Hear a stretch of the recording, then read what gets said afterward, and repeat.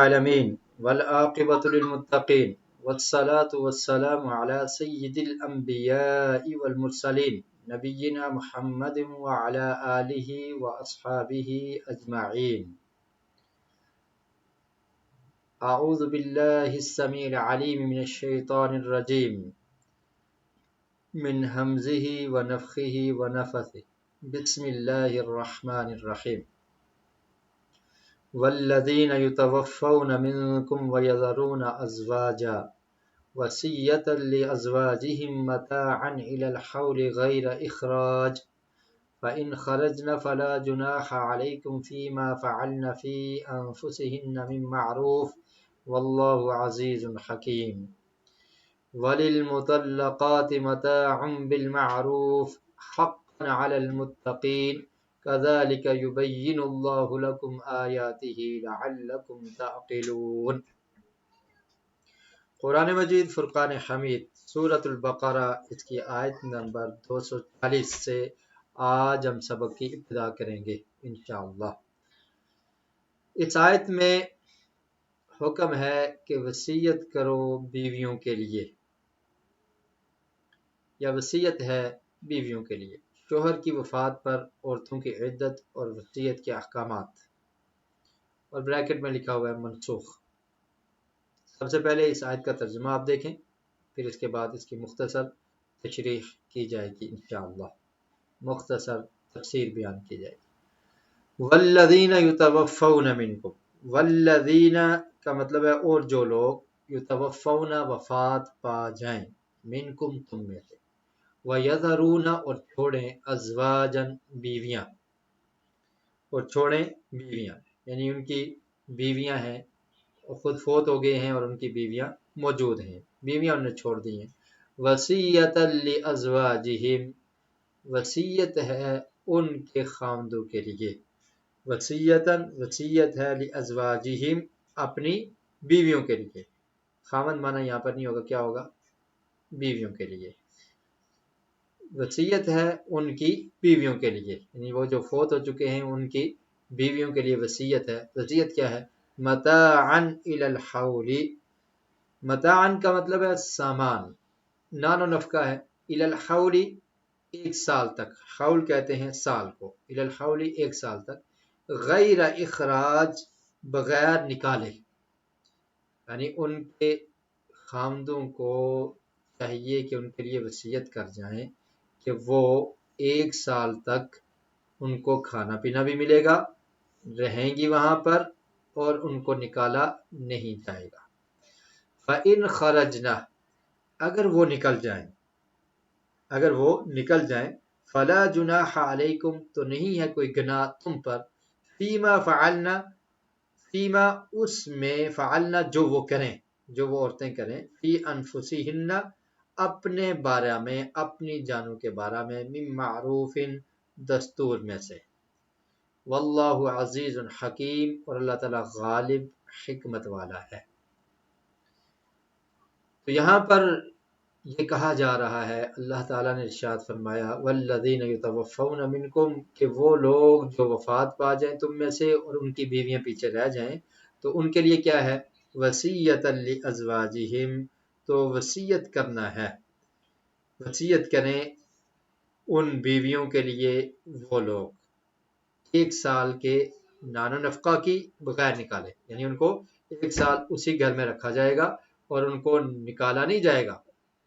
خامد ان کا فوت ہو گیا ہے، اب ایک سال تک وہ اپنے خامد کے گھر رہیں گی، ان کو کھانا پینا بھی دیا جائے گا۔ متاعن کا مطلب کیا ہے؟ نان و نفقہ، مثلا رہائش بھی اور ان کے جو اخراجات ہیں ان کو پورا کیا جائے گا، اور ایک سال تک وہ اس گھر میں رہ سکتی ہیں۔ اور اگر وہ خود سے چلی جائیں تو پھر تم پر کوئی گناہ نہیں ہے، تم نے ان کو نکالنا نہیں ہے، یعنی جو میت کے ورثاء ہیں ان کو حکم ہے کہ تم نے ان کو نکالنا نہیں ہے۔ اگر وہ خود سے نکل جاتی ہیں اور دستور کے مطابق اپنا کوئی بندوبست کر لیتی ہیں تو پھر تم پر کوئی گناہ نہیں ہے، اللہ تعالیٰ غالب اور حکمت والا ہے۔ اس آیت کو بعض مفسرین نے منسوخ کہا ہے، اور وہ کس آیت سے منسوخ ہے؟ اس سے پہلے ہم پڑھ چکے ہیں آیت نمبر 234، کہ اس میں کیا ہے؟ اس میں اللہ تعالیٰ نے حکم دیا تھا والذین یتوفون منکم ویذرون وصیۃ یتربصن بانفسہن اربعۃ اشہر وعشرا، کہ وہ لوگ، وہ عورتیں یا وہ لوگ جو فوت ہو جاتے ہیں اور ان کی بیویاں پیچھے رہ جاتی ہیں تو وہ عدت گزاریں گی. کتنی عدت گزاریں گی؟ 4 مہینے اور 10 دن. اور یہاں پر کیا کہا جا رہا ہے؟ متاعا الی الحول غیر اخراج، ان کو 1 سال تک گھروں سے نکالنا نہیں ہے اور وہ وہاں پر رہیں گی. تو اب بعض مفسرین نے کیا کہا، یہ آیت، اس کا حکم منسوخ ہو گیا. اب عورتیں 4 مہینے 10 دن تک ان کو وہاں پر رکھا جائے گا، ان کو نان و نفقہ دیا جائے گا. اس کے بعد ضروری نہیں ہے، اور اس کے بعد وہ چلی جائیں، وہاں سے جا سکتی ہیں، آگے نکاح کر لیں، یا ظاہر وراثت بھی تو ملے گی خاوند کی، تو وہ اس میں رہ سکتی ہیں، تو اس کے بعد وہ اپنا کوئی بندوبست کر سکتی ہیں. تو لہٰذا یہ حکم کیا ہوا؟ منسوخ ہو گیا. اور پھر یہ بھی کہا گیا کہ سورہ نساء کی جو آیات ہیں، آیت نمبر 11 ہے، اس میں اللہ رب العالمین نے وراثت کا ذکر کر دیا. آیت میراث اس کو کہا جاتا ہے. تو اس میں اللہ تعالیٰ نے ہر ایک وارث کی وراثت کا ذکر کر دیا. جو بیویاں ہیں ان کی وراثت کا بھی ذکر کر دیا کہ اگر اولاد ہو تو ان کو کتنا ملے گا، اولاد نہ ہو تو کتنا ملے گا، اولاد نہیں ہے تو پھر ان کو ٹوٹل مال کا چوتھا حصہ ملے گا، اور اگر اولاد ہے تو پھر 8واں حصہ ملے گا.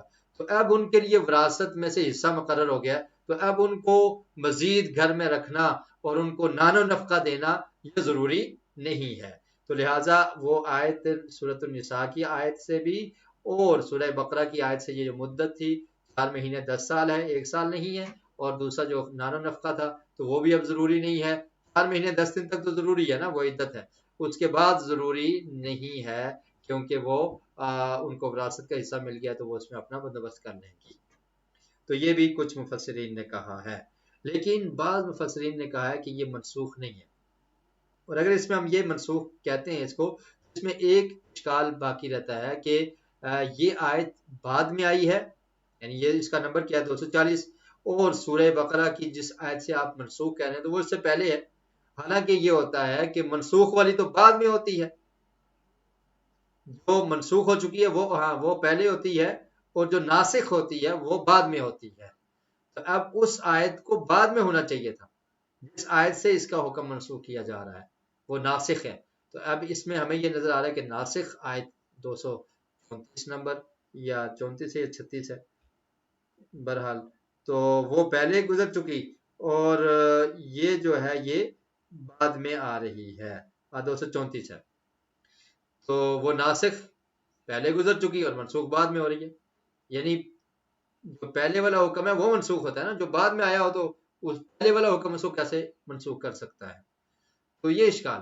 لیکن بعض مفسرین نے کہا ہے کہ یہ اس میں منسوخیت نہیں ہے، بلکہ یہ دو علیحدہ چیزیں ہیں. اس میں کیا بیان ہوا تھا کہ عورت 4 مہینے 10 دن تک عدت میں رہے گی، وہ اس دوران نکاح نہیں کر سکتی،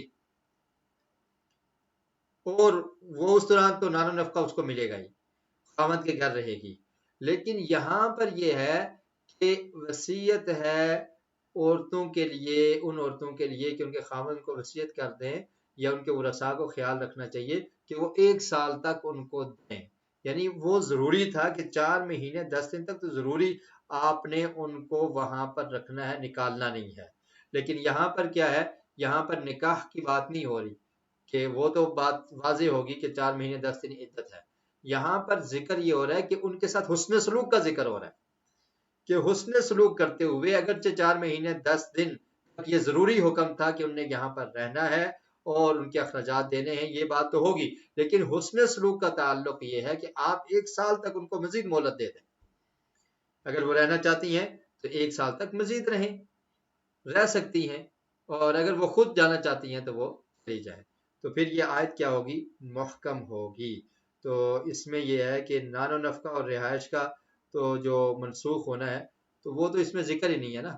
اس میں تو یہ ہے ہی نہیں کہ ان کو نان و نفقہ دینا ضروری ہے 1 سال تک، بلکہ اس میں یہ ایک حکم دیا جا رہا ہے کہ صرف ان کو نکالنا نہیں ہے، اور وہ اگر رہنا چاہتی ہیں تو وہ 1 سال تک میت کے گھر اور اپنے شوہر کے گھر رہ سکتی ہیں.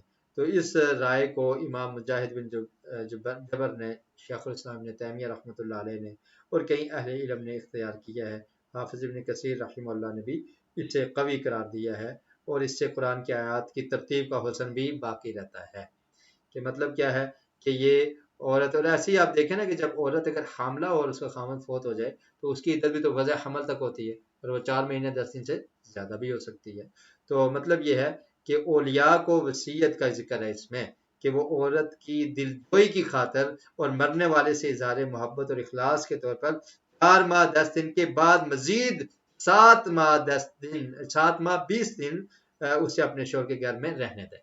تو صرف یہ ہے کہ اولیاء جو ہیں، جو ورثاء ہیں، ان کو یہ بتایا جا رہا ہے کہ میں اس کی بیوی کی دلجوئی کے لیے، یا بیویاں ہیں ان کی دلجوئی کے لیے ان کو مزید 7 مہینے 20 دن، 4 مہینے 10 دن تو رہنا ہی رہنا ہے نا، تو 7 مہینے 20 دن مزید ان کو رہنے کی اجازت دے دی جائے تاکہ وہ وہاں پر رہ سکیں۔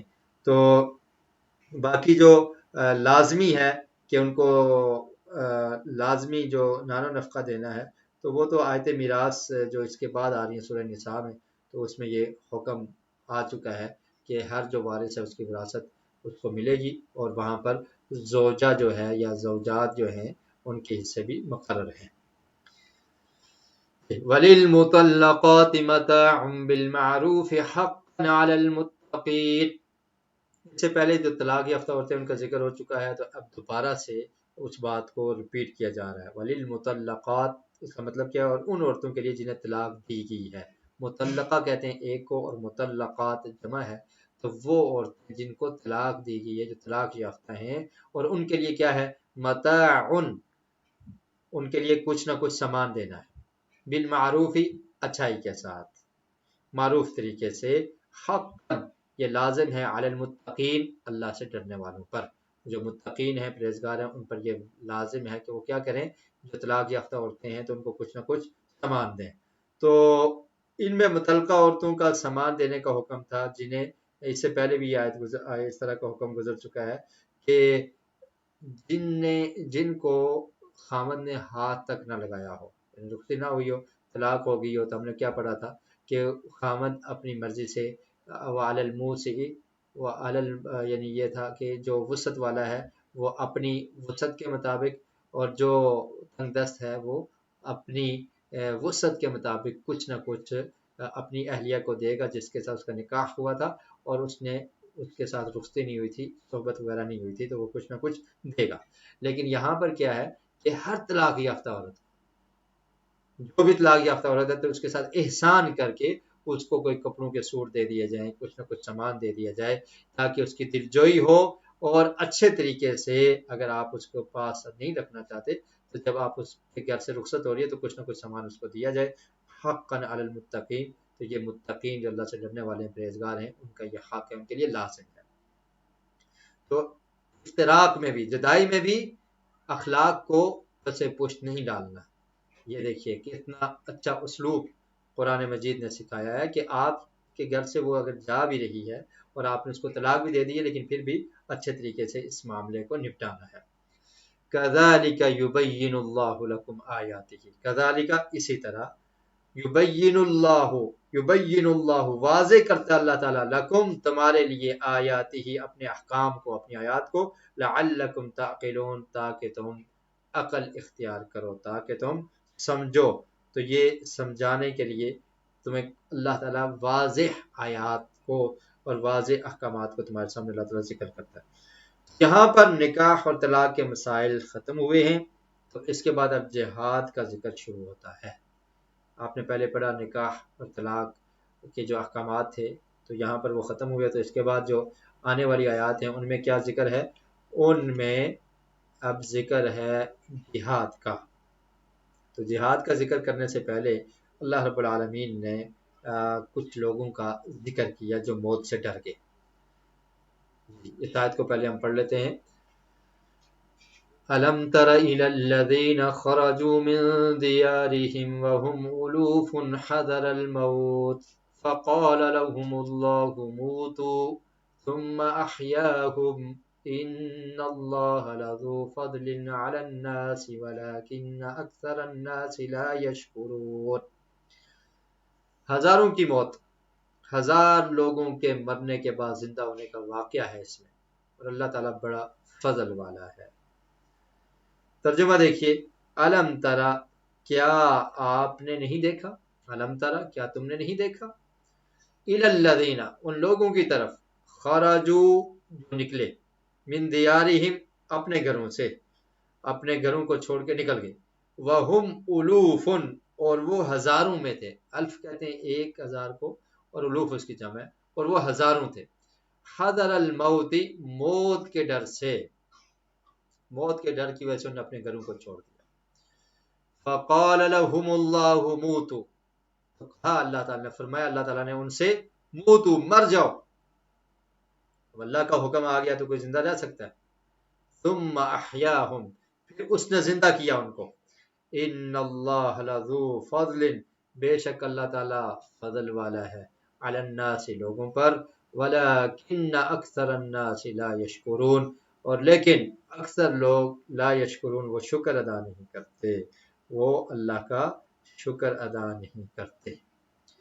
تو اس آیت میں سابقہ کسی امت کے واقعے کا ذکر ہے جس کی تفصیل کسی صحیح حدیث میں بیان نہیں ہوئی۔ یہ لوگ دشمن کے حملے کے وقت قتل ہونے کے خوف سے ہزاروں کی تعداد میں ہونے کے باوجود مقابلہ کرنے کے بجائے شہر چھوڑ کر بھاگ پڑے۔ انہیں کیا کیا؟ ہزاروں کی تعداد ہے، بہت لوگ ہیں، لیکن دشمن سے ڈر گئے، اور ڈر کر نے کیا کیا؟ مقابلہ نہیں کیا، جہاد سے پیچھے ہٹے اور اپنے گھروں کو چھوڑ کے بھاگ گئے کہ دشمن ہمیں مار دے گا، ہمیں قتل کر دے گا، تو شہر چھوڑ کر بھاگے۔ یا پھر یہ ہے کہ کوئی وبا آئی تو وبا کے واقع ہونے پر اب یہ چاہیے تھا کہ تقدیر پر صبر کرتے اور وہاں پر رہتے، لیکن انہوں نے کہا کہ یہاں پر تو وبا آ گئی ہے، بیماری آ گئی ہے، تو سب کے سب چھوڑ کر بھاگ گئے کہ اگر یہاں پر رہے تو کیا ہوگا؟ مر جائیں گے، تو موت کے ڈر سے انہوں نے اس وبا کی وجہ سے سب کچھ کو چھوڑ کر بھاگ گئے۔ تو اللہ رب العالمین نے جہاد کے ذکر سے پہلے یہ واقعہ تمہیداً اس لیے بیان کیا کہ اگر تم جہاد سے بھاگو گے، اللہ کے راستے میں لڑائی کرنے سے بھاگو گے، کہ ہم موت سے بچ جائیں گے، تو موت سے تو نہیں بچ سکتے۔ جیسے ان لوگوں نے بھاگ کے دشمن کا مقابلہ نہیں کیا یا وبا سے خطرہ ان کو محسوس ہوا تو چھوڑ کر بھاگ گئے، تو کیا یہ موت سے بچ گئے؟ کیا فرمایا؟ الم تر الی الذین خرجوا من دیارہم، کیا آپ نے دیکھا نہیں، مطلب کیا کہ کیا آپ نے جانا نہیں ان لوگوں کے بارے میں؟ اور اس میں نبی کریم صلی اللہ علیہ وسلم کا معجزہ بھی ہے، اور پیارے رسول صلی اللہ علیہ وسلم کی نبوت اور آپ کی رسالت کی ایک نشانی بھی ہے۔ اللہ کے رسول صلی اللہ علیہ وسلم آپ پہلے کی خبروں کو کیسے بتا سکتے ہیں اگر آپ پر وحی نہیں ہے؟ اللہ نے بتایا تو اللہ کے رسول نے بتا دیا، تو اب اللہ کے رسول پر یہ قرآن نازل ہوا اور اللہ کے رسول کو یہ بتایا گیا کہ کیا آپ کو نہیں پتا ان لوگوں کے بارے میں کہ جو ہزاروں کی تعداد میں اپنے گھروں کو چھوڑ کر بھاگ گئے تھے، ان کی خبر ان کو بتائیے کہ موت سے ڈر گئے تھے لیکن موت سے کوئی نہیں بچ سکتا، وہم الوف حذر الموت، موت کے ڈر سے ہزاروں کی تعداد میں گھروں کو چھوڑ کر بھاگ گئے، فقال لهم اللہ موتو، تو اللہ تعالیٰ نے کیا فرمایا؟ فرمایا موتو مر جاؤ، اللہ کا حکم آ گیا اور وہ مر گئے۔ اور موت کی جو جگہ مقرر ہے انسان وہاں پر پہنچ جاتا ہے، اور جو اس کا ٹائم مقرر ہے اس سے آگے پیچھے نہیں ہو سکتا۔ قرآن مجید میں اللہ تعالیٰ نے اس بات کی وضاحت کئی مقامات پر کی ہے۔ ایک جگہ پر ارشاد فرمایا نا وَلَوْ كُنْتُمْ فِي بُرُوجٍ مُشَيَّدَةٍ، اگر تم بڑے بڑے قلعوں کے درمیان ہو نا تب بھی موت سے نہیں بچ سکتے، تم قلعے بنا لو، بڑی اچھی تعمیر کر لو اور سمجھو کہ وہاں پر کوئی وائرس نہیں آ سکتا، وہاں پر کوئی بیماری نہیں آ سکتی، وہاں پر دشمن نہیں آ سکتا، وہاں پر کوئی اٹیک نہیں کر سکتا، ہم بڑی محفوظ جگہ پر ہیں، لیکن موت سے نہیں بچ سکتے۔ موت ایک ایسی چیز ہے کہ جب اس کا وقت مقرر ہے تو اس نے آ کے ہی رہنا ہے، تو موت سے بچ نہیں سکتے۔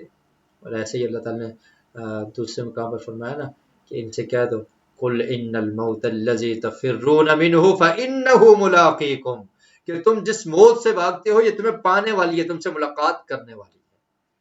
کیا خیال ہے؟ ملاقات کرنے والی ہے؟ نہیں، مرنا ہے نا سب نے۔ تو پھر عقل مند کون ہے کہ جو موت سے پہلے موت کی تیاری کر لے، جو موت سے پہلے موت کی تیاری کر لے، کہ اس کی موت کیسے ہو، جیسے قرآن مجید میں اللہ تعالیٰ نے فرمایا کہ تم اس حالت میں مرو کہ تم مسلمان ہو، اسلام پہ عمل کرنے والے ہو، تمہاری موت اس حالت میں ولا تموتن الا وانتم مسلمون، اسلام کی حالت میں، اطاعت اور فرمانبرداری کی حالت میں تمہاری موت ہے۔ ابھی آپ لوگوں نے یہ خبر سنی، وہ آبدوز کے ذریعے جو لوگ سمندر کی گہرائی میں گئے، حفاظت بھی تھی، آکسیجن بھی تھی، اتنی مہنگی ٹکٹ لے کر، کیا خیال ہے کوئی خود اپنی موت کا ٹکٹ خریدتا ہے؟ اتنی مہنگی ٹکٹ، کتنے $1000 دے کر کس کا ٹکٹ خریدا جا رہا ہے؟ موت کا ٹکٹ۔ اللہ اکبر، اس شخص کی موت اس جگہ پر ہونی تھی، اس نے اپنی جمع پونجی، اپنی خود سے خرید کر، اپنی قیمت لگا کر، اور وہ پیسے ادا کر کے وہاں پر پہنچا اور موت واقع ہو۔ اصل میں کیا ہوتا ہے کہ ہم قرآن و سنت پر عمل نہیں کرتے۔ موت تو مقرر ہے ہر انسان کی، جس جگہ پر آنی ہے آ کر رہے گی، لیکن نبی کریم صلی اللہ علیہ وسلم کا یہ ارشاد ہمارے ذہن میں رہنا چاہیے کہ آپ نے فرمایا کہ جہاں پر کوئی عذاب آیا ہو تو وہاں پر ٹھہرنا نہیں چاہیے، وہاں سے جلدی نکل جانا چاہیے، وہاں سے بھاگنا چاہیے۔ تو یہ وہ ٹنٹائنک یا کیا کہتے ہیں اس کو، جو ایک بہت بڑا بحری بیڑا تھا جس کو بنایا گیا تھا اور بڑا تکبر کیا گیا تھا کہ اس کو کوئی ڈبو نہیں سکتا، نعوذ باللہ اس طرح کی کلمات بھی کہے گے کہ خدا بھی اس کو نہیں ڈبو سکتا۔ تو پھر وہ ابھی چلا تھا اپنے سفر میں تو وہ ڈوب گیا، اور اس کا ملبہ اور اس کو دیکھنے کے لیے لوگ گئے، تو اس میں جو تکبر تھا اور جو اللہ کے عذاب آیا، تو جب ادھر جائیں گے تو پھر اس طرح کی مصیبتیں بھی آتی ہیں۔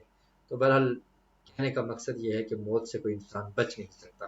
تو یہ لوگ بھاگ گئے تو اللہ تعالیٰ نے کیا کہا، فقال لهم اللہ موتوا، مر جاؤ، ثم احیاهم، اور پھر ان کو زندہ کیا، کہ بتانے کے لیے۔ اور یہ ایک دلیل ہے کہ اللہ رب العالمین انسان کو مرنے کے بعد دوبارہ زندہ کر سکتا ہے، یہ نہیں ہے کہ انسان فوت ہو جائے گا۔ اور کتنے دلائل ہیں قرآن مجید میں، احادیث میں، اور یہ بھی ایک دلیل ہے کہ اللہ تعالیٰ نے ان کو کہا مر جاؤ، مر گئے، پھر ان کو زندہ کیا۔ مرنے کے بعد زندہ کیا نہیں کیا؟ تو جب ہم لوگ مر جائیں گے تو زندہ ہوں گے یا نہیں ہوں گے؟ ہم زندہ ہوں گے، اور ہم سے پوچھا جائے گا، اللہ تعالیٰ سوال کریں گے، تو پھر ذرا سوچئے، فکر کیجئے کیا جواب ہوگا جب پوچھا جائے گا کہ تم نے زندگی کو کیسے بسر کیا۔ اللہ کے رسول صلی اللہ علیہ وسلم کا یہ ارشاد ہے نا کہ آپ نے فرمایا کہ بنو آدم کا بیٹا قدم حرکت نہیں دے سکے گا جب تک اس سے 5 سوال نہیں کیے جائیں۔ ان سوالوں میں کیا ہوگا؟ ان سوالوں میں ایک سوال یہ بھی ہوگا نا، عن عمرہ فیما افنا، کہ تو نے اپنی عمر کو کس کام میں لگایا، اپنی جوانی کو کہاں پہ صرف کیا، کیا کرتا رہا، تو علم جو سیکھا تھا اس کے مطابق عمل کیا کیا۔ تو محاسبہ کیجئے، کیا جواب ہم دیں گے۔ تو ایسے ہی یہ لوگ بھاگ گئے، تو اللہ تعالیٰ نے جہاد کی آیت کے ذکر سے پہلے ان کا ذکر کیا کہ اگر تم جہاد سے بھاگو گے تو موت سے تم نہیں بھاگ سکتے، بلکہ موت تمہیں پا ہی لے گی۔ اور پھر یہ بھی ذہن میں رکھیے کہ اگر کسی جگہ پر کوئی وبا آئے تو وہاں سے بھاگنا نہیں چاہیے، تقدیر پر یقین رکھنا چاہیے۔ ہاں اگر وبا موجود ہے تو آپ اس جگہ جائیں نہ پہلے سے، لیکن اگر آپ موجود ہیں تو وہاں سے نکلیں نہ، وہاں پر ہی ٹھہرے رہیں، وہاں سے نکلے نا۔ اگر آپ کی موت لکھی ہوئی ہے تو موت آ کر رہے گی، اور اگر نہیں لکھی ہوئی تو یہ وبا چلی جائے گی، آپ کو موت نہیں آئے گی، آپ نہیں مر سکتے۔ تو اللہ پر یقین اور توکل ہونا چاہیے، تقدیر پر بھروسہ ہونا چاہیے۔ اس لیے مومن کے ایمان کے ارکان میں یہ شامل ہے، ان تؤمن باللہ وملائکتہ وکتبہ ورسلہ والقدر خیرہ وشرہ، اچھی اور بری تقدیر پر انسان کا یقین ہونا چاہیے۔ تو اللہ تعالیٰ نے فرمایا ان اللہ لذو فضل علی الناس ولکن اکثر الناس لا یشکرون، اللہ تعالیٰ تو لوگوں پر فضل کرنے والا ہے لیکن بہت سارے لوگ اس کو جانتے نہیں ہیں۔ تو یہ صحیح بخاری کی حدیث ہے، عبد الرحمن بن عوف رضی اللہ تعالیٰ بیان کرتے ہیں کہ میں نے رسول اللہ صلی اللہ علیہ وسلم کو یہ فرماتے ہوئے سنا کہ جب تم سنو کہ کسی زمین میں وبا پھیلی ہے تو وہاں نہ جاؤ، اور جب کسی زمین میں وبا پھیل جائے اور تم وہاں موجود ہو تو اس سے فرار اختیار کر کے وہاں سے مت نکلو۔ یہ لوگ کون تھے؟ پہلی امتوں میں سے کسی کا یہ قصہ ہے، تو اللہ رب العالمین نے اتنا ہی ذکر کیا، اس کی مزید وضاحت لوگ کون تھے، کب یہ پیش آیا، اس کی تفصیل احادیث میں نہیں ہے، تو لہٰذا جتنا ذکر ہے اس پر ہم نے ایمان رکھنا ہے۔ وَقَاتِلُوا فِي سَبِيلِ اللَّهِ وَاعْلَمُوا أَنَّ اللَّهَ سَمِيعٌ عَلِيمٌ۔ اب موت سے چھٹکارا نہیں، اس کا ذکر کرنے کے بعد اللہ تعالیٰ نے اب جہاد کا حکم دیا۔ وَقَاتِلُوا، اور تم لڑائی کرو، فی سبیل اللہ، اللہ کے راستے میں، وَعْلَمُوا، اور تم سب جان لو، ان اللہ سمیع علیم، بے شک اللہ تعالیٰ سننے والا اور جاننے والا ہے۔ من ذا الذی یقرض اللہ قرضا حسنا فیضاعفه له اضعافا کثیرہ واللہ یقبض ویبسط والیہ ترجعون۔ اب جہاد کا حکم، اور جہاد کتنے طریقوں سے ہوتا ہے؟ ایک مالی جہاد بھی ہوتا ہے اور ایک جسمانی جہاد بھی ہوتا ہے۔ تو مالی جہاد کیا ہے کہ اللہ کے راستے میں مال خرچ کیا جائے۔ تو اللہ تعالیٰ نے فرمایا کہ تم اللہ کے راستے میں لڑائی کرو اور جان لو اللہ تعالیٰ سننے والا اور جاننے والا ہے۔ اور اس کے بعد فرمایا کہ قرض حسنہ دو، یعنی اللہ کے راستے میں اگر تمہارے مال کی ضرورت پڑتی ہے تو مال بھی پیش کر دو۔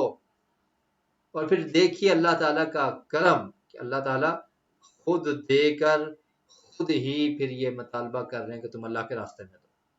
پہلے ترجمہ دیکھ لیتے ہیں۔ من ذا الذی، کون ہے وہ؟ من کا مطلب کیا ہے؟ کون۔ ذا کا مطلب ہوتا ہے وہ۔ اللہ تھی، کون ہے وہ جو یقرض اللہ، قرض دے اللہ کو، قرضا حسنا، اچھا قرض، فیضاعفہ، تو پس وہ اسے بڑھا دے گا، فیضاعفہ، تو وہ بڑھا دے گا اسے، لہو، اس کے لیے، اضعافا، کئی گنا، کثیرتا، زیادہ، واللہ یقبض، اور اللہ تعالیٰ تنگی کرتا ہے، وَيَبْسُطُ، اور فراخی کرتا ہے، وَإِلَيْهِ تُرْجَعُونَ، اور اسی کی طرف تم لوٹائے جاؤ گے۔ تو فرمایا کون ہے جو اللہ کو قرض دے، اچھا قرض، یعنی اللہ رب العالمین قرض مانگ رہے ہیں۔ اللہ اکبر۔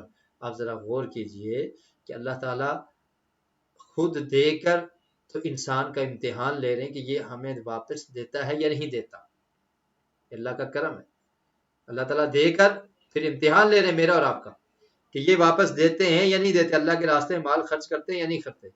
اور انسان کو تو یہ سمجھنا چاہیے کہ انسان کا مال اور انسان کی جان یہ اللہ کی امانت ہے، اور یہ اللہ تعالیٰ نے اس کو دی ہے۔ اگر یہ اپنی جان کی بازی لگا دیتا ہے اللہ کے راستے میں تو اس میں کوئی گھاٹا نہیں ہے، شہید ہو جاتا ہے، اللہ کے راستے میں قتال کرتا ہے، دین اسلام کی نشر و اشاعت کے لیے اس کی جان لگ جاتی ہے، تو یہ تو بڑا فائدے کا سامان ہے۔ اگر دین اسلام کی نشر و اشاعت کے لیے اس کے مال کی ضرورت پڑتی ہے، مال دے دیتا ہے، تو فائدہ کیا ہوگا؟ یضاعفہ لہ اضعافا کثیرہ، یہ جو تم اللہ کے راستے میں دے رہے ہو، قرض دے رہے ہو، یہ اتنا نہیں ہے کہ جتنا دو گے اتنا ہی ملے گا، بلکہ اللہ تعالیٰ اس سے بڑھا کر تمہیں واپس کریں گے، اور کتنا ہوگا؟ اضعافا کثیرہ، کئی گنا زیادہ۔ قرض پر سود لینا منع ہے نا، کہ اگر آپ کسی بھائی کو قرض دیتے ہیں اور مطالبہ کرتے ہیں کہ میں نے تمہیں 1,00,000 دیا ہے، واپسی پر 1.5 لاکھ لوں گا، تو یہ کیا ہے؟ حرام ہے۔ لیکن رب العالمین کے راستے میں دینے کا اجر کیا ہے؟ آپ اللہ کے راستے میں دیتے ہیں، اللہ تعالیٰ اس کو بڑھا کر، کئی گنا بڑھا کر آپ کو اس کا اجر بھی دیتے ہیں، اور آپ کے مال میں بھی برکت ہو جاتی ہے اور مال بڑھ جاتا ہے۔ صرف یقین کی بات ہے، آپ اللہ کے راستے میں خرچ کر کے دیکھیے، اخلاص کے ساتھ، اس میں کسی پر احسان جتلانا نہ ہو، اس میں دکھلاوا اور ریاکاری نہ ہو، صرف اللہ کی رضا کے لیے مال دیا جائے تو اللہ تعالیٰ اس کو بڑھا دیتے ہیں، زیادہ عطا کرتے ہیں۔ اور ایسے سورۃ توبہ میں اللہ تعالیٰ نے فرمایا ان اللہ اشتری من المؤمنین انفسهم واموالهم بان لهم الجنہ، کتنا بہترین سودا ہے۔ فرمایا کہ بے شک اللہ تعالیٰ نے مومنوں سے ان کی جانیں اور ان کے اموال خرید لیے ہیں، اس کے بدلے کہ یقیناً ان کے لیے کیا ہے؟ جنت ہے۔ ان کے اموال اور ان کی جانیں خرید لی ہیں۔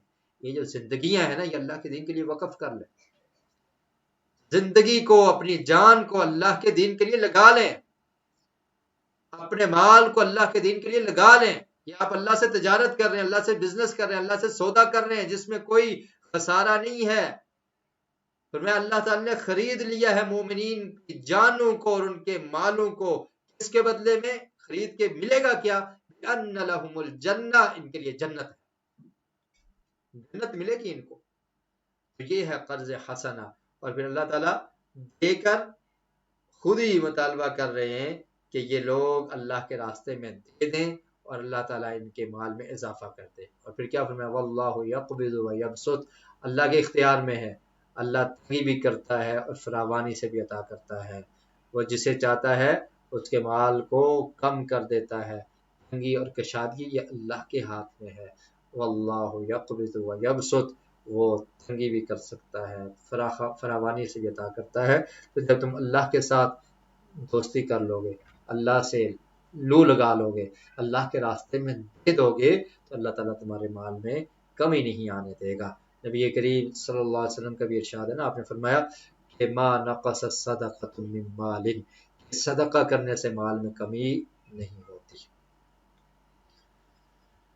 ألم تر إلى الملأ من بني إسرائيل من بعد موسى إذ قالوا لنبي له ابعث لنا ملكا نقاتل في سبيل الله قال هل عسيتم إن كتب عليكم القتال ألا تقاتلوا قالوا وما لنا ألا نقاتل في سبيل الله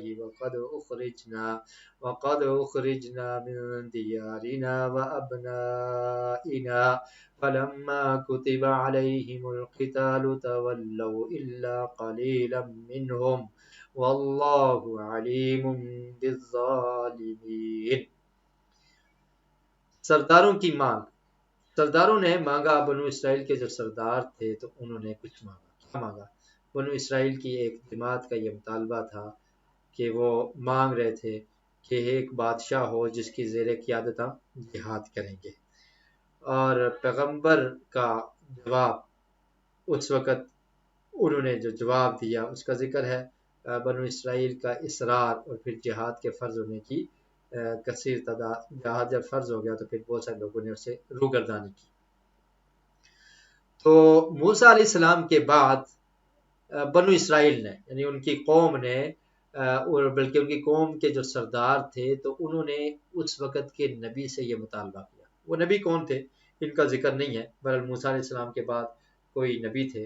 تو ان سے ان کے سردار، اس کو بنو اسرائیل کے جو سردار تھے تو انہوں نے کہا کہ آپ اللہ تعالیٰ سے دعا کریں کہ اللہ تعالیٰ ہمیں ایک بادشاہ دے دے. پہلے ترجمہ کر لیتے ہیں. علم ترى، کیا آپ نے نہیں دیکھا، الی الملأ، سرداروں کی طرف. ملا کس کو کہتے ہیں؟ جماعت، اور سرداروں کی جماعت. الی الملأ، ایک جماعت کی طرف، من بنی اسرائیل، بنو اسرائیل میں سے، من بعد موسیٰ، موسیٰ کے بعد. اذ قالوا، جب انہوں نے کہا، لنبی لہم، نبی کے لیے، جو ان کے لیے تھے، جو ان کے نبی تھے، ان سے کیا کہا؟ لنبی لہم ابعث لنا، کہ بھیجیں ہمارے لیے، ملکن، بادشاہ، کہ ہمارے لیے کوئی بادشاہ ہونا چاہیے. نقاتل فی سبیل اللہ، ہم جہاد کریں گے اللہ کے راستے میں. قال، تو اس نبی نے کہا، هل عصیتم، کیا تم نافرمانی کرو گے؟ هل عصیتم، کیا تم نافرمانی کرو گے؟ ان کتبہ، یا عصیتم کا مطلب یہ ہو سکتا ہے کہ ہو سکتا ہے کہ تم، یعنی انکار کر دو. هل عصیتم، کیا عصیتم یہ ہو سکتا ہے کہ ان کتبہ، اگر لکھ دیا جائے، فرض کر دیا جائے، علیکم القتال، تم پر قتال. تو عصیتم کا یہاں پر مطلب کیا ہے؟ ہو سکتا ہے، آسا سے ہے، یعنی یہ ہو سکتا ہے. کیا یہ ہو سکتا ہے کہ تمہیں، ان کتب علیکم القتال، کہ اگر لکھ دیا جائے، فرض کر دیا جائے تم پر لڑائی کرنا، اللہ تقاتلوا، کہ تم نہ قتال کرو. یعنی یہ ہوگا کہ تم پر اگر جہاد فرض ہو گیا، اگر تم ابھی تو تم مطالبہ کر رہے ہو تو پھر تم جہاد کے لیے نکلو ہی نا. قالوا، تو انہوں نے کہا، وما لنا، اور کیا ہے ہمیں، اللہ نقاتل، یہ کہ نہ ہم لڑائی کریں گے، فی سبیل اللہ، اللہ کے راستے میں، وقد اخرجنا، حالانکہ ہمیں نکالا گیا ہے، من دیارنا، ہمارے گھروں سے، وابنائنا، اور ہمارے بیٹوں سے. فلما کتب علیہم القتال، تو جب لکھ دیا گیا، فرض کر دیا گیا ان پر لڑائی کرنا، تولوا، وہ پھر کے، الا، مگر، قلیلا منہم، تھوڑے ان میں سے. واللہ علیم بالظالمین، اور اللہ تعالیٰ جاننے والا ہے ظالموں کو.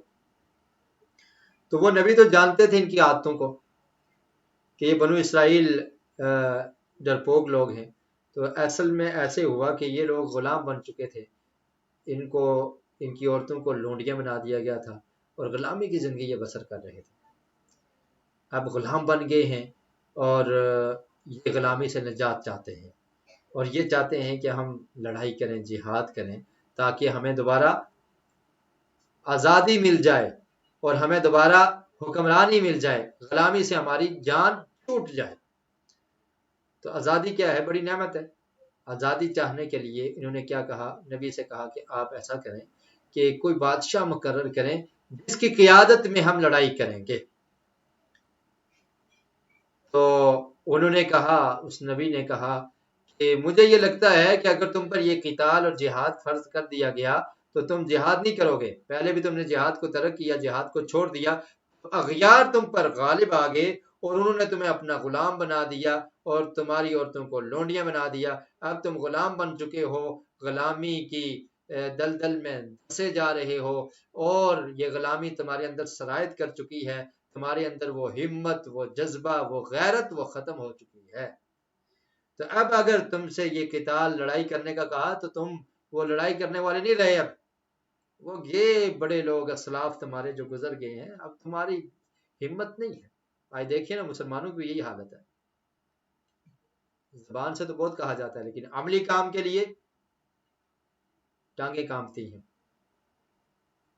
عملی کام کے لیے کوئی نہیں نکلتا، اور جب نکلتے ہیں تو اغیار کی طرف سے جو پنجے ہمارے اوپر آ چکے ہیں، جن کے اندر ہم جکڑے ہوئے ہیں، وہ کہتے ہیں نہیں نہیں نہیں، ایسا نہیں کر سکتے، تم نام لوگے تو نہیں، تمہاری ہم ہستی کو مٹا دیں گے، تمہارے لوگوں کو اٹھا لیں گے۔ دیکھیں نا، عافیت صدیقہ کو کب سے گرفتار کیا گیا، اور کتنی مثالیں۔ تو کیا تھا کہ جب مسلمان اپنی طاقت اور قوت کو کھو دیتے ہیں اور غلامی کو اختیار کر لیتے ہیں تو پھر ان میں یہ ہمت باقی نہیں رہتی۔ ایمانی غیرت جب ختم ہو جائے تو پھر غلامی میں انسان اسی کو سعادت سمجھتا ہے کہ بس ایسے ہی ٹھیک ہے، چھوڑو، کس نے لڑائی کرنی ہے، کس نے مقابلہ کرنا ہے، جو وہ کہہ رہے ہیں اغیار ان کو مان لو، ان کے کلچر کو ہم مانتے ہیں، ان کی معیشت کو اختیار کیے ہوئے ہیں، سودی نظام کو اختیار کیے ہوئے ہیں، سب کچھ تو جکڑے ہوئے ہیں نا۔ تو ایسے ہی خیر بنو اسرائیل، یہ جو قرآن مجید میں جو واقعات ہیں یہ ہمارے لیے سبق آموز ہیں، اور یہ اس لیے اللہ رب العالمین نے قرآن مجید میں ان کا ذکر کیا کہ تاکہ اس سے ہم سبق حاصل کریں۔ تو ان لوگوں نے جہاد ترک کر دیا تھا، چھوڑ دیا تھا، غلام بن گئے، تب ان نے دوبارہ ان کے اندر یہ غیرت پیدا ہوئی، کہنے لگے کہ ہمیں کوئی بادشاہ مل جائے نا، ابھی بھی لوگ کہتے ہیں نا کوئی حکمران اچھا مل جائے نا تو ہم یہ کر دیں گے، ہمارے پاس سب کچھ ہے، حکمران اچھے نہیں ہیں۔ ہاں، حکمران بھی اچھے نہیں ہوں گے، لیکن جان لیجئے کہ ہم خود بھی اچھے نہیں۔ کیا حکمران ہمیں کہتے ہیں تم بزدلی کرو؟ کیا حکمران ہمیں روکتے ہیں کہ تم دغا کرو، تم دھوکہ دو، تم تجارت میں دو نمبری کرو، تم ملاوٹ کرو، تم جھوٹ بولو، غیبت کرو؟ ایک چھوٹا آدمی چپراسی سے لے کر وزیر اعظم تک سب کے سب دو نمبر، اور دو نمبری کرنے کو بڑا اچھا سمجھتے ہیں، جھوٹ بولنے کو کوئی گناہ نہیں سمجھتا، رشوت کھانے کو، کرپشن کرنے کو کوئی عیب نہیں سمجھا جاتا، انصاف جس کی لاٹھی اس کی بھینس، یہ تو چل رہا ہے مسلمان ممالک میں۔ تو پھر عزت ایسے ہی ملتی ہے جب انصاف نہیں ہوگا اور جب حقوق کا خیال نہیں رکھا جائے گا تو پھر وہاں پر عزت نہیں ملا کرتی۔ تو یہ لوگ ایسے ہی غلام بن گئے۔ تو اس وقت کے پیغمبر نے کہا کہ تم پہ اگر جہاد فرض کر دیا گیا تو یہ خطرہ ہے کہ تم کرو گے نہیں۔ تو کہنے لگے کیوں نہیں، ہمیں ہمارے گھروں سے نکال دیا گیا ہے، ہمارے اوپر یہ ظلم و زیادتیاں ہوئی ہیں تو ہم قتال نہیں کریں گے، بادشاہ ہمیں مل جائے ہم کریں گے۔ تو اللہ تعالیٰ فرماتے ہیں فَلَمَّا كُتِبَ عَلَيْهِمُ الْقِتَالُ تَوَلَّوْا، تو جب قتال فرض کر دیا گیا نا کہ اب بادشاہ بھی تو مقرر ہو گیا ہے لیکن اب جہاد تم پر کرنا کیا ہے، فرض ہے، تو انہوں نے کیا کیا، تولوا، پھر گئے، الا قلیلا منهم، مگر تھوڑے رہ گئے۔ کچھ لوگوں نے کہا کہ نہیں ہم جہاد کریں گے، تو ان تھوڑے لوگوں کی وجہ سے، ان کے عزم کی وجہ سے، ان کی ہمت کی وجہ سے، ان کے جذبے کی وجہ سے اور ان کی ایمانی غیرت کی وجہ سے اللہ تعالیٰ نے پھر بھی فتح نصیب کر دی۔ لیکن فرمایا کیا ہوا، الا قلیلا منهم، مگر تھوڑے رہ گئے، واللہ علیم بالظالمین، اللہ تعالیٰ ظالموں کو جاننے والا ہے۔ وقال لهم نبيهم إن الله قد بعث لكم طالوت ملكا قالوا أنى يكون له الملك علينا ونحن أحق بالملك منه ولم يؤت سعة من المال قال إن الله اصطفاه عليكم وزاده بسطة في العلم والجسم والله يؤتي ملكه من يشاء والله واسع عليم وقال لهم اور کہا ان سے نبیہم ان کے نبی نے ان اللہ بے شک اللہ تعالی قد بعث تحقیق بعث اس نے مقرر کر دیا ہے بھیجا ہے لکم تمہارے لیے طالوت کو ملکن بادشاہ اب بادشاہ کا انہوں نے مطالبہ کیا تھا تو اللہ تعالی نے بادشاہ مقرر کر دیا اور اس کا نام بھی بتا دیا قالو تو انہوں نے کہا انا یکون لہ الملک کیسے ہوگی اس کے لیے بادشاہ انا کیسے ہو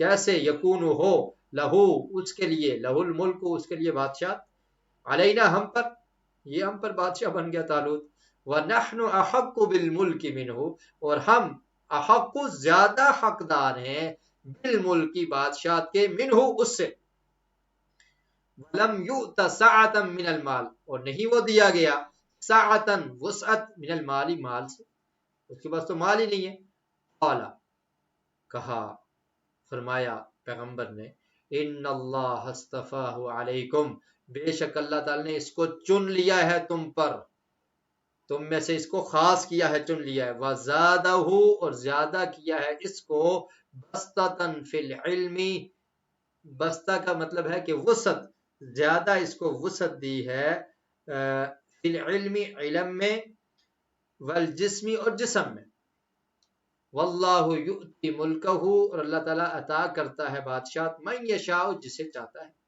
واللہ واسع علیم اللہ تعالیٰ وسعت والا اور جاننے والا ہے اب طالوت علیہ السلام کو بادشاہ مقرر کر دیا گیا تو انہوں نے طالوت کے بادشاہ مقرر ہونے پر اعتراضات کیے اعتراض کیا تھا کہ ان کے پاس تو مال نہیں ہے یہ کیسے بادشاہ ہو سکتے ہیں اور پھر طالوت کیا تھے علمی اور جسمانی طور پر افضل تھے یہ اللہ تعالیٰ نے بیان کر دیا تو ان کے نبی نے کہا کہ تم بادشاہ کا مطالبہ کر رہے تھے جہاد تم پر فرض ہو گیا ہے اور اب طالوت کیا ہے تمہارا بادشاہ ہے اور تم نے جہاد کرنا ہے تو کیا کہنے لگے انا یکون لہ الملک علینا اس کی بادشاہت کو ہم مان لیں نہیں یہ نہیں ہو سکتا کیوں نہیں مانتے بھائی احق بالملک منہ ونحن احق بالملک منہ ہم تو زیادہ حقدار ہیں ہمارے پاس مال ہے ہمارے پاس نسب ہے ہم سردار ہیں ہمیں بادشاہت نہیں ملے گی تو اس طالوت کو ملے گی اس کی بادشاہت کو ہم مان لیں اس کو ایکسپٹ کر لیں ایسا نہیں ہو سکتا کیا خیال ہے آج بھی تو یہی سمجھا جاتا ہے نا جو حکمران ہو جس کو قائد بنایا جائے لیڈر بنایا جائے تو کیا دیکھتے ہیں کہ مالدار ہے یا نہیں مالدار ہو یا اونچے خاندان والا ہو تو اس کو رہبر مان لیا جاتا ہے لیکن اگر کوئی نیچے خاندان والا کوئی عام سا شخص عوام الناس میں سے کوئی عام شخص کتنا ہی سمجھدار کیوں نہ ہو کہیں نہیں اس کو نہیں مانتے اس کا بیک گراؤنڈ دیکھو اس کا خاندانی پس منظر دیکھو یہ کیا ہے اس کے پاس تو مال و دولت بھی نہیں ہے کچھ بھی نہیں ہے تو انہوں نے بھی کیا کہا کہ اس کے پاس تو مال نہیں ہے مال و خاندان یہ چیزیں ہوتی ہیں جن کی وجہ سے کسی کو بادشاہ بنایا جاتا ہے طالوت کو بادشاہ تو پیغمبر نے کہا ان اللہ اصطفاہ علیکم اللہ تعالی نے اس کو چن لیا ہے اور بادشاہ دینا کس کا کام ہے اس رب کا کام ہے یہ تو تمہارا اعتراض بنتا ہی نہیں ہے وہ عطا کرنے والا ہے وہ جس کو چاہے دے دے تم کون ہوتے ہو پوچھنے والے اور پھر کہا کہ اللہ تعالی نے اس میں وہ کوالٹیز رکھی ہیں کہ جو تمہارے اندر نہیں ہیں اس کے پاس علم ہے اور صاحب علم وہ صحیح قیادت کر سکتا ہے آج تباہی کیوں ہے کہ صاحب علم پیچھے ہیں اور قیادت کرنے والے کون ہیں مالدار لوگ ہر جگہ پہ دیکھ لیں دینی مدارس کے نظام کو دیکھ لیں حکومتوں کو دیکھ لیں اداروں کو دیکھ لیں ہر جگہ پر یہ ہے جو مالدار ہیں وہ قائد ہیں وہ قیادت کر رہے ہیں اور جو صاحب علم ہیں جو صاحب فراست ہیں جو سمجھدار ہیں وہ غلامی کر رہے ہیں تو پھر کیسی قوم تیار ہوگی غلام ہی تیار ہوگی نا کیا سوچ ہوگی کیا فکر ہوگی کہ جب علم کی قدر نہ ہو اور مال کی قدر ہو تو اللہ تعالیٰ نے کیا فرمایا وزادہ بسطۃ فی العلم اس کے پاس علم ہے دانائی ہے بات کو سمجھتا ہے اور جسم میں بھی تم سے زیادہ طاقتور ہے تو مقابلے کے لیے جسم چاہیے ہوتا ہے قوت چاہیے ہوتی ہے پاور چاہیے ہوتی ہے اور اس کے پاس اندرونی قوت بھی ہے دماغی قوت بھی ہے، علم بھی ہے، جسم بھی ہے، طاقت بھی ہے، تو یہ تو تم سے بہتر ہے۔ تم جس ناحیت سے دیکھ رہے ہو، وہ جس ویو سے تم دیکھ رہے ہو، وہ کوئی معیار نہیں ہے۔ معیار یہ ہونا چاہیے کہ بندہ مقابلہ کر سکتا ہے یا نہیں۔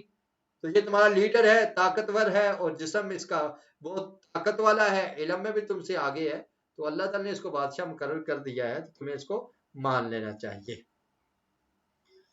تو خیر اس کے بعد پھر کچھ مزید ان کی تسلی کے لیے کہا گیا، اور اس سے یہ بھی ہمیں سمجھ آتی ہے کہ ملوکیت جو ہے نا وہ فی نفسی ہی کوئی بری چیز نہیں ہے۔ اب طالوت کو اللہ تعالیٰ نے بادشاہ مقرر کیا، اور یہ اسی طرح داؤد علیہ السلام کے متعلق یہ آتا ہے کہ وہ خلیفہ کا لفظ بھی ان کے بارے میں آیا کہ انا جعلنا کا خلیفۃ فی الارض، کہ ہم نے آپ کو زمین میں خلیفہ بنایا ہے۔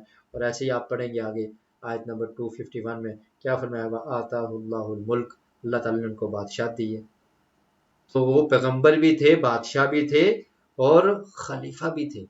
تو بادشاہت بذات خود کوئی بری چیز نہیں ہے، اگر وہ بادشاہ اچھا ہو، انصاف مند بادشاہ ہو، تو اس کی تو فضیلت احادیث میں ملتی ہے کہ اللہ تعالیٰ قیامت کے دن جو انصاف کرنے والا بادشاہ ہے اس کو عرش کا سایہ نصیب فرمائیں گے۔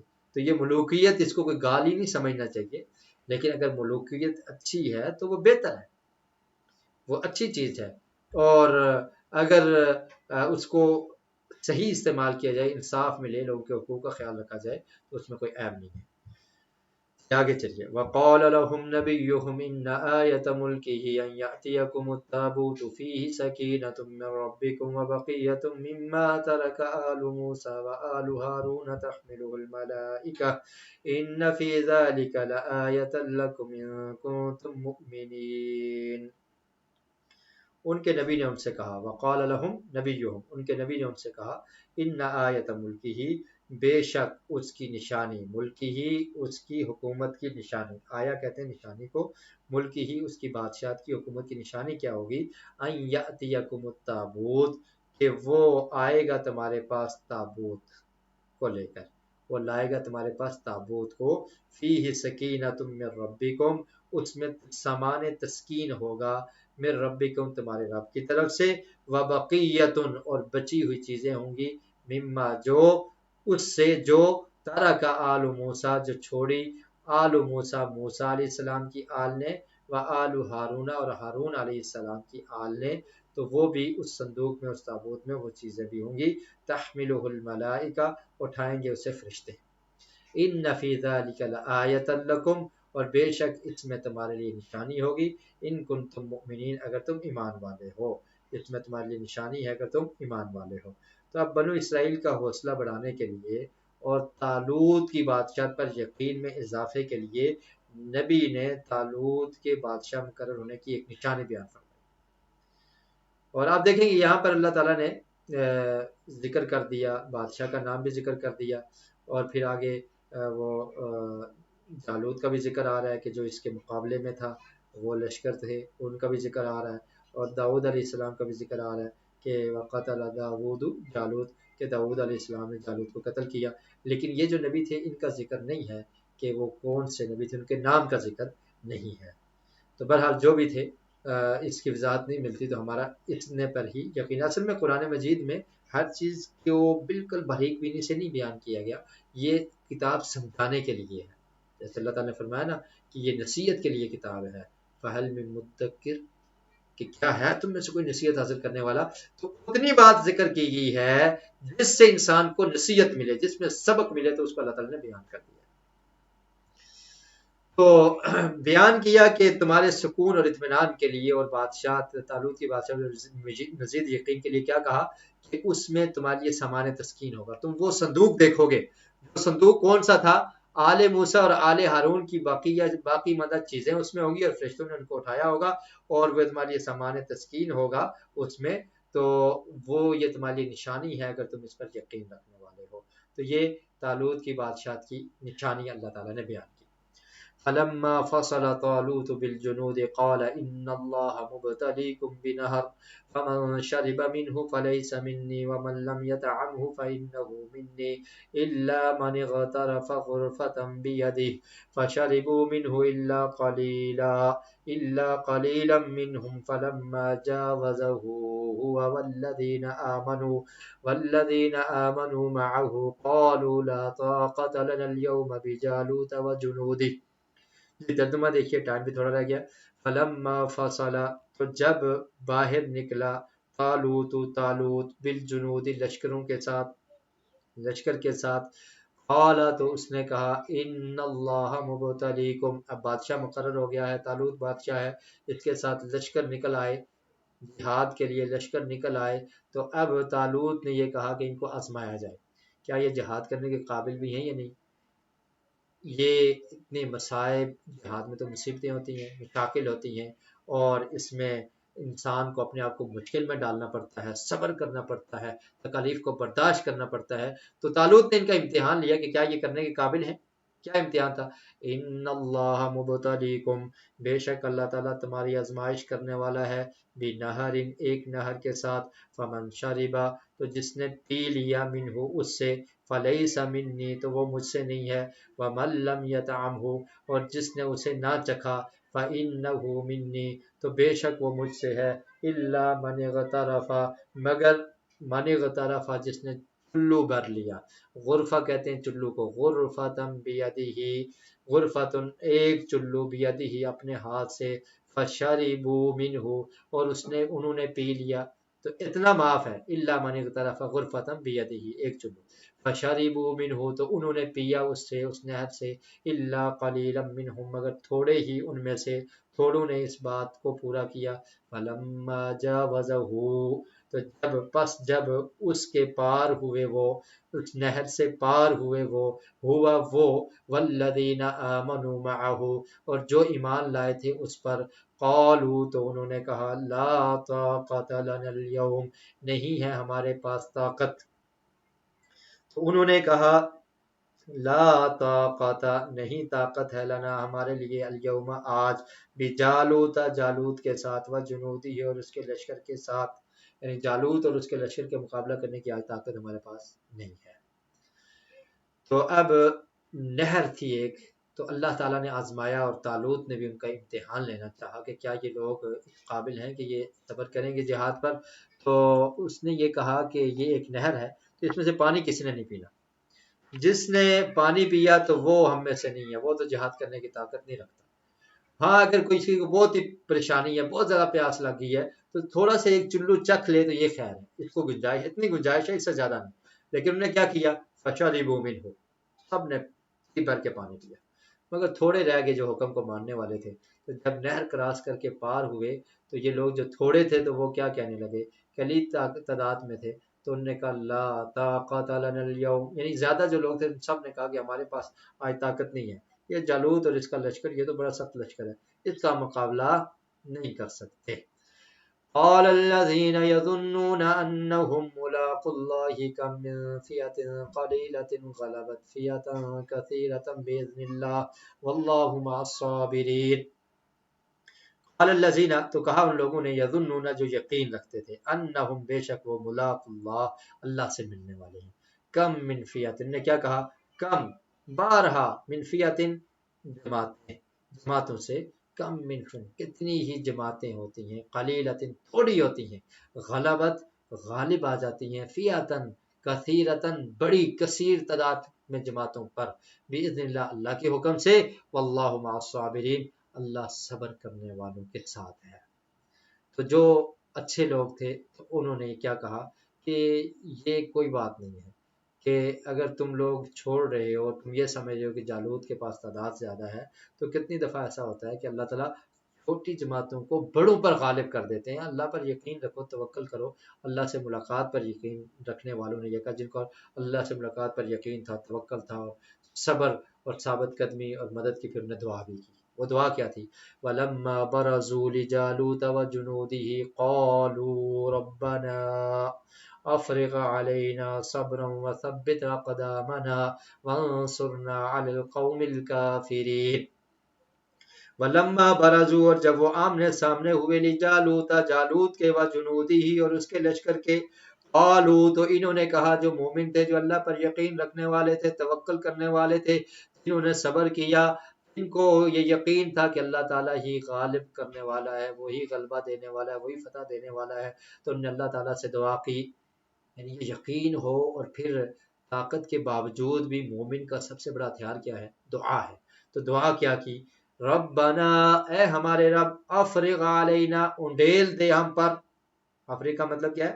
انڈیل دے، جیسے برتن میں پانی انڈیلا جاتا ہے نا، اس طرح مطلب کہ انڈیل دے ہم پر، افرغ علینا، انڈیل دے ہم پر، صبرن، صبر، وثبت اقدامنا، اور ہمارے قدموں کو ثابت کر دے، وانصرنا علی القوم الکافرین، اور تو ہماری مدد فرما کافر قوم کے خلاف. تو اب پہلی دعا کیا کی؟ صبر کی توفیق دے. جب انسان صبر کرتا ہے تو پھر اس کو ثابت قدمی بھی مل جاتی ہے. تو صبر کی دعا کی، اور پھر یہ دعا کی کہ اللہ تعالیٰ ہمیں اس مقابلے میں کامیاب فرما دے. فَهَزَمُوهُمْ بِإِذْنِ اللَّهِ، پھر انہوں نے شکست دی انہیں. فَهَزَمُوهُمْ ہزیمت سے ہے، تو انہوں نے شکست دی ان کو، بِإِذْنِ اللَّهِ، اللہ کے حکم سے.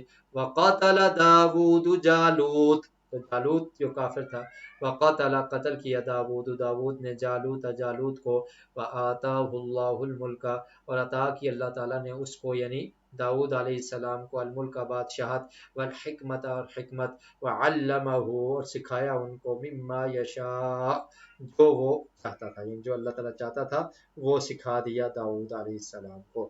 داؤد علیہ السلام کو بہت کچھ سکھایا. ان کی آواز تھی، اور ان کو پرندوں کی اور دیگر جو پرند تھے وہ بھی ان کی آواز پر جمع ہو جاتے تھے، اور سرولی آواز ان کو عطا کی تھی اللہ تعالیٰ نے، اور وہ ان کی زبان کو بھی سمجھ جاتے تھے. اور بادشاہت بھی عطا کر دی، نبوت بھی عطا کر دی، حکمت بھی عطا کر دی. وَلَوْلَا دَفْعُ اللَّهِ النَّاسَ، اور اگر نہ، دفع اللہ کا مطلب کیا ہے؟ ہٹائے اللہ تعالیٰ، الناس، لوگوں کو، بعضهم، ان کے بعض کو، ببعض، بعض کے ساتھ، لفسدت الارض، تو ضرور تباہ ہو جاتی زمین، زمین میں فساد ہو جاتا. ولیکن اللہ، لیکن اللہ تعالیٰ، ذو فضل، فضل والا ہے، علی العالمین، تمام جہانوں پر. تو یہ جہاد کر کے ظالم کا خاتمہ اور مظلوم کی داد رسی، اللہ تعالیٰ نے یہ نظام رکھا ہے. تو میں کہ اگر اللہ تعالیٰ ایسا نہ کرتا تو زمین پر تو یہ ظالم لوگ فساد مچا دیتے. تو پھر کیا ہوا کہ اللہ تعالیٰ نے اللہ کے حکم سے انہوں نے اس جالوت کے لشکر کو ہزیمت دے دی، ان کو شکست دے دی، اور داود علیہ السلام نے جالوت کو قتل کیا، اور اللہ تعالیٰ نے داود علیہ السلام کو نبوت اور حکمت سے سرفراز کیا تھا، اور تعلیم سکھائی تھی. اور پھر یہ اللہ تعالیٰ کا ایک طریقہ ہے کہ بعض جو ہیں ان کو بعض کے ساتھ لڑا کر تو فساد کو، جو ظالم ہے، ان کو ختم کیا جاتا ہے تاکہ معاشرے میں امن برقرار رہے.